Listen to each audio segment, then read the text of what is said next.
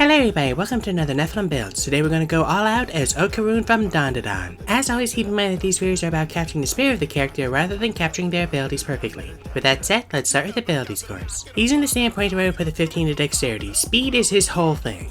Kind of his only thing. Next we'll put the 14 to wisdom. You need perception to see where you're going when you're going that fast. After that we'll put the 13 to constitution for HP and then the 12 into intelligence for nerd knowledge. We'll put the 10 to charisma. Most of his riz is in his name, but he's got some moments. Lastly we'll dump strength. He's got them noodly nerd arms. For species we're sticking with human. Not every teenager with ghost powers is half ghost. We'll get resourceful, take arcana for occult knowledge, and the magic initiate wizard feat. We'll take prestidigitation for effects, blade word to fill a slot, and disguise self for a transformation. We'll make a custom background, putting our increases into dexterity and constitution. We'll take history and intimidation for skills. Fun fact, that guy he scared wouldn't have seen his ghost form. We'll also take painter supplies for giggles and the tough feat. Moving on to class, we're going to go with the monk. We'll get strength and dexterity saving throws and pick athletics and acrobatics for skills. I'll also be proficient with monk weapons and calligrapher supplies to take notes. At level 1 we get martial arts and unarmored defense. At level 2 we get monk's focus, unarmored movement, and uncanny metabolism. And at level 3 we get deflect attacks and our monastic tradition. We'll take the warrior of the open hand, getting open hand technique. Where's this weird sense of deja vu coming from? At level 4 we get slow fall for helicopter feat and the speedy feat, bumping dexterity. We're not quite turbo yet, but we'll get there. At level 5 we'll get extra attack and stunning strike, and at level 6 we'll get empowered strikes and wholeness of body. At level 7 we'll get evasion, and at level 8 we'll take the charger feat, rounding dexterity. Okarun does one thing, charge in a straight line. At level 9 we'll get acrobatic movement to shoot across water, no psychic squeezing required. At level 10 we'll get heightened focus and self-restoration. Hard to be charmed or frightened when your powers give you free depression.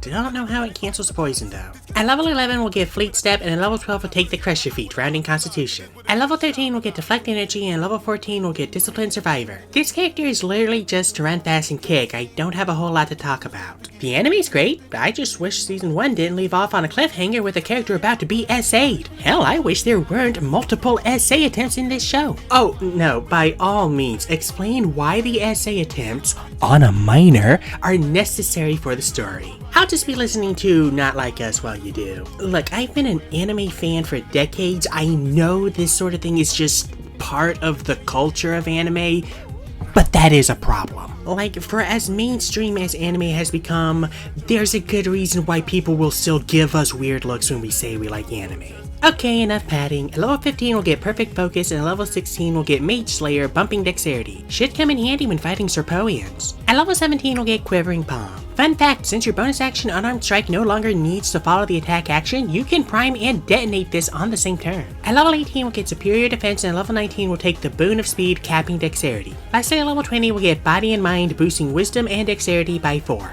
Now we're going turbo. Now that we're level 20 we finally have our modifiers. Our AC with unarmored defense is 21, our movement speed is 100, and our average HP is 203 with 20 d8 hit dice. And with that, we are done. Now what can this build do? To start, we're fast as fuck, boy! We've got a casual 100 base speed and up to 2 dashes return, each adding another 10 feet for a total of 320. Unfortunately, at 53.3 repeating feet per second, that only comes up to just under 59 kilometers an hour, meaning we don't live up to the 100 kilometers an hour title. There's a build using Blade Singer, Wizard, and Monk to get haste that beats that, but that would require at least 7 or 8 levels of Wizard to get at least one boon out of Monk.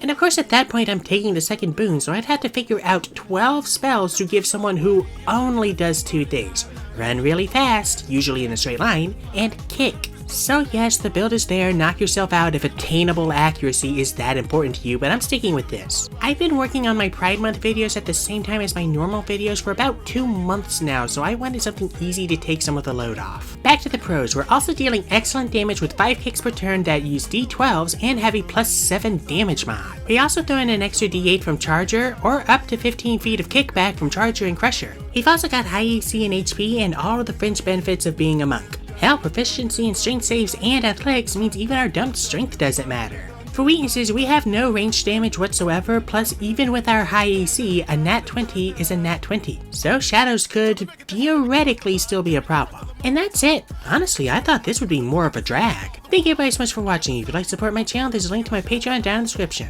$1 a month gets you 2-day early access to my videos and access to all of my homebrew content. Let me know what you thought of this video down in the comments, and I'll see you all next time when I make Mila from Freedom Planet.